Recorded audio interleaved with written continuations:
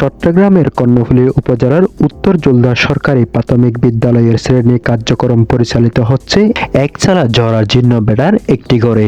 পর্যাপ্ত সুযোগ সুবিধার অভাবে শিক্ষার্থীরা প্রতিনিয়ত বিভিন্ন সমস্যার সম্মুখীন হচ্ছে।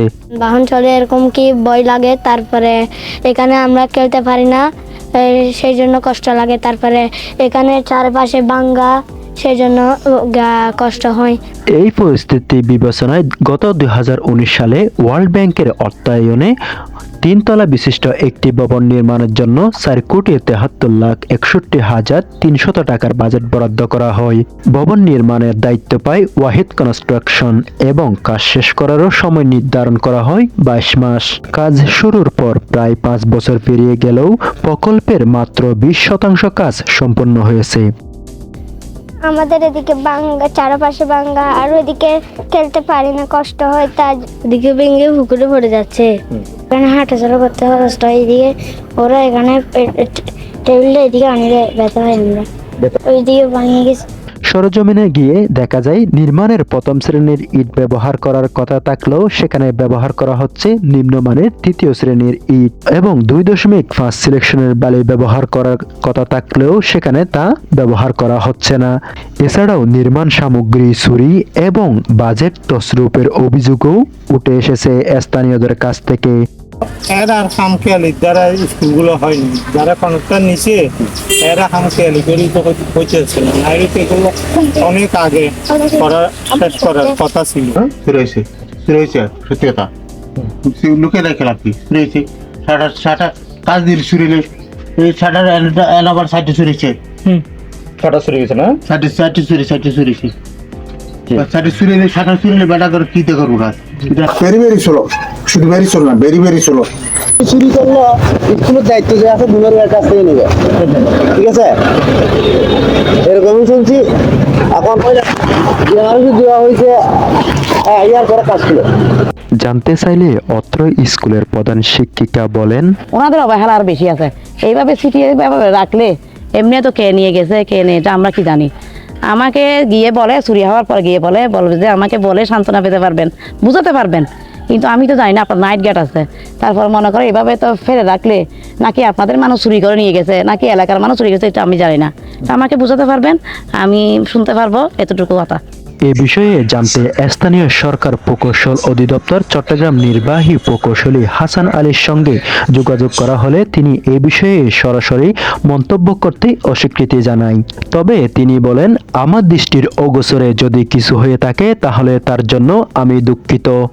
প্রকল্পের দুর্নীতি প্রমাণ পাওয়া গেলে দোষীদের বিরুদ্ধে যথাযথ ব্যবস্থা গ্রহণ করা হবে এবং কাজটি দ্রুত শেষ করার জন্য প্রয়োজনীয় পদক্ষেপ গ্রহণ করা হবে। এরপর অনুসন্ধানী টিমের পরবর্তী গন্তব্য অনন্যা আবাসিক প্রজেক্ট ম্যানেজারের অফিসে।